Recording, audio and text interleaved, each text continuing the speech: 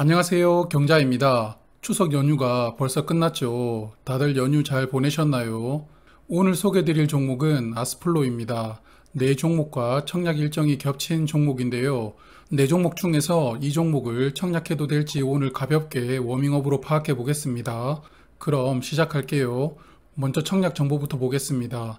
아스플로는 다음 주 월요일과 화요일에 청약합니다. 그래서 환불일은 목요일이 되고요. 상장하는 시장은 코스닥, 그리고 희망상당 공모가로 22,000원을 책정하였습니다. 아스플로는 63만 주를 모집하는데요. 모집 수량이 적습니다. 그리고 전량 신주로 모집하고요. 그래서 공모 금액은 139억 원으로 소형급 종목입니다. 63만 주 중 일반 투자자에게는 15만 7,500주를 배정하는데요. 그런데 인상적인 부분은 우리사주 조합인데요. 10만 2천 주를 배정했습니다. 비중으로 16.2%인데요. 이렇게 소규모로 청약하는 종목들은 우리사주 조합 물량을 직원들에게 사전에 신청받고 배정하기 때문에 미달 가능성은 거의 없는데요. 아스플로의 작년 12월 기준 직원 수는 108명으로 나옵니다.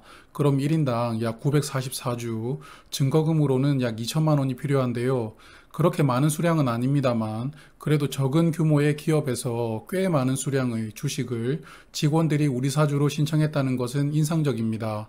우리사주조합 배정 물량이 많으면 저는 직원들이 생각하는 회사의 미래가 밝다는 것으로 해석하고 있습니다.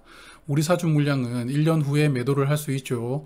그래서 직원들은 1년 후에 회사의 주가가 오를 것이라고 생각하는 사람이 많다고 해석할 수 있겠습니다. 그래서 이 부분이 아스플로의 첫 번째 장점이라고 말씀드리고 싶습니다. 주관사는 미래에셋증권인데요. 1인당 청약 한도는 15,000주입니다. 청약 수수료는 2,000원이 있죠. 15,000주를 청약하시려면 1억 6,500만 원의 증거금이 필요하고요. 미래에셋증권은 비대면이나 은행 연계 계좌라면 청약 당일에도 계좌를 개설하시고 청약하실 수 있습니다. 그럼 아스플로의 사업에 대해서 알아볼까요? 반도체를 제작하는 공정에서 다양한 가스가 사용됩니다. 대표적으로 에칭가스라고 들어보셨죠? 이 에칭가스는 일본 업체가 전 세계 물량의 90%를 생산하고 있는데요. 작년에 일본이 한국에 수출하지 않겠다고 해서 언론에 한동안 상당히 많이 언급되었던 가스였습니다. 한국에서 반도체 등 산업용 특수가스를 제조하는 대표 기업은 SK머티리얼즈가 있는데요. 화면은 SK머티리얼즈의 주봉 차트입니다. 주가가 계속 우상향하고 있는 게 보이시죠? 가스 관련된 종목 중 가장 무섭게 상승하고 있는 종목이 SK머티리얼즈라서 참고삼아 한번 소개드려 보았습니다.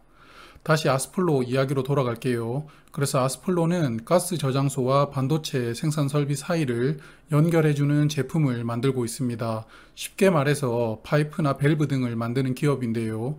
철물점에서도 판매하는 그런 파이프가 아닌 일정한 가스를 오차 없이 공급해주고 불순물이 들어가지 않도록 이송할 수 있는 그런 고기술력 제품을 생산하고 있는 것입니다. 그래서 제품군은 크게 네 가지로 구분되는데요. 파이프와 파이프를 연결해주는 피팅, 그리고 가스 공급량을 조절해주는 밸브, 마지막으로 가스를 걸러주는 필터로 구분됩니다. 그중 파이프의 매출이 가장 큰데요. 그래도 나머지 제품들도 어느 정도 매출 비중이 있습니다. 그러므로 아스플로는 이런 이송 관련된 제품을 세트로 판매한다는 것을 알 수 있습니다. 또한 매출을 보면 국내뿐만 아니라 해외 수출도 하고 있는 것으로 보이는데요. 국내에서는 반도체 탑2인 삼성전자와 SK하이닉스에 공급을 하고 있고 해외에서는 어플라이드 머티리얼즈의 제품을 OEM으로 수출하고 있습니다. 현재 반도체를 사용하는 제품들이 반도체가 부족해서 물건을 만들지 못하는 상황이 펼쳐지고 있죠. 대표적인 제품이 자동차입니다. 그리고 반도체는 매년 기술력이 업그레이드된 제품 출시가 필요한 품목이죠. 그래서 삼성전자와 하이닉스도 어마무시한 투자를 매년 하고 있습니다. 최근 미국과 유럽이 자국 반도체 활성화를 위한 국가적 지원을 시행하고 있습니다. 그래서 한국의 두 회사도 더욱더 투자 금액을 늘리면서 시장 점유율을 확보해야 되는 상황입니다. 이러한 시설 투자가 아스플로에게는 수혜로 작용되리라고 생각되는데요. 아스플로도 반도체 소부장 종목에 포함되니까요. 회사의 손익을 보면 매출과 이익은 꾸준히 나오고 있습니다. 영업이익률이 약 10% 정도는 나오고 있는데요. 그래서 일반 제조업보다는 더 나은 사업 구조라고 생각이 됩니다. 그리고 금년도 상반기 기준 매출이 약 304억 원, 영업이익은 33억 원이 나오면서 올해는 20년 실적보다 개선되리라고 전망됩니다. 다만 20년에 연구소를 매각하면서 일회성 순이익이 나왔으므로 21년 순이익은 20년보다는 다소 감소하리라고 생각이 됩니다. 그리고 투자 설명서를 읽다 보니 염려되는 부분이 하나 있었습니다. 회사가 취급하는 4대 제품의 단가가 19년 대비 20년도에 전부 하락한 것을 볼 수 있는데요. 회사는 코로나19로 인해 공급이 과잉되면서 단가가 하락했다고 이야기하고 있습니다. 금년도 상반기는 일부 회복했다고 합니다만 아무래도 이 가스 이송 부품 시장이 저단가 경쟁이 치열한 것 아닌가 생각이 됩니다. 그래서 앞서 보신 영업이익률 10%가 점점 축소될 확률도 있어 보입니다. 그래도 매출도 매년 꾸준히 나오고 있고 이익률도 10%대로 좋은 수준이므로 안정적인 손익 구조가 이 종목의 세 번째 장점이라고 말씀드리고 싶습니다. 다만 재무 상태를 보면 건전한 수준은 아니죠. 특히 부채가 좀 많은 편인데요. 금년 상반기 기준 176%입니다. 아시다시피 제조업의 적정 유동 비율은 200%, 부채 비율은 100%인데요. 아스플로는 조금 더 개선할 필요가 있어 보입니다. 그래서 공모 자금을 활용해서 회사는 부채를 30억 원 상환하고요. 시설 투자에 약 75억 원을 사용한다고 합니다. 시설 투자 사용 내역을 보면 모듈 생산 관련된 공장과 장비를 준비하는 것으로 보이는데요. 단일 제품으로 공급되는 것이 아닌 밸브, 튜브, 레귤레이터, 필터 등이 결합된 모듈화된 제품의 수요가 점점 늘어나고 있는 것에 대한 대응으로 보입니다.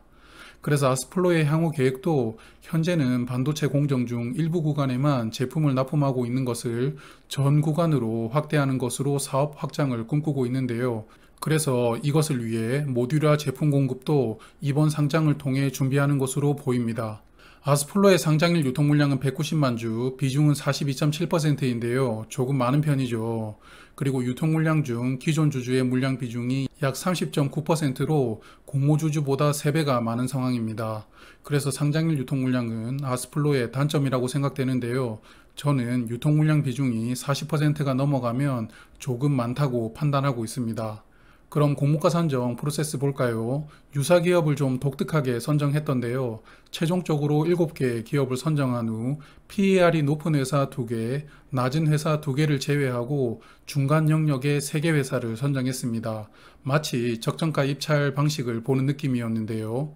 그래서 선정된 3개 기업의 평균 PER은 21.1이었습니다. 반도체 소부장 종목입니다만 그래도 제조업이므로 10대 후반의 PER을 기대했는데 조금은 높은 수준의 PER과 비교하는 것 같습니다. 그리고 아스플로는 금년도 상반기 이익을 곱하기 2를 해준 즉 연환산 순이익 52억 원을 공모가 선정에 적용했는데요. 그래서 주당 평가가액으로 약 24,700원을 도출합니다. 여기에 희망상단 할인율 10.9%를 부여하여 희망상단 공모가로 22,000원을 책정하였는데요. 전체적으로 공모가가 조금 비싸게 느껴집니다. 특히 마지막 할인율이 아쉬운데요. 10%대 중반 정도는 보통 부여하는데 말이죠. 그래서 이 종목에 대해서 저의 생각을 정리해보면 장점으로는 반도체 소부장 종목이므로 어느 정도는 시장이 관심을 줄 것이고요. 특히 삼성전자와 SK하이닉스 양쪽 다 제품을 공급하는 게 장점이라고 생각합니다. 그리고 안정적인 손익 구조와 앞서 말씀드린 것처럼 회사의 규모와 공모 규모 대비 우리사주 조합에 배정된 물량이 많았다는 점도 저는 장점이라고 생각합니다. 다만 단점으로는 40%가 넘어가는 유통 물량과 조금 높게 책정되었다고 생각되는 공모가로 말씀드리고 싶습니다. 아마도 내일이나 모레 아스플로와 하나금융스펙 19호가 수요 예측 결과를 공시하리라고 생각되는데요.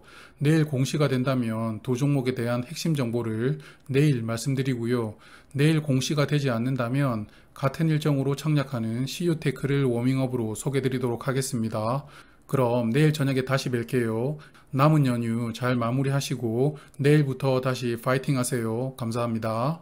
오늘 하루는 어땠나요? 내일도 즐거운 하루 보내세요.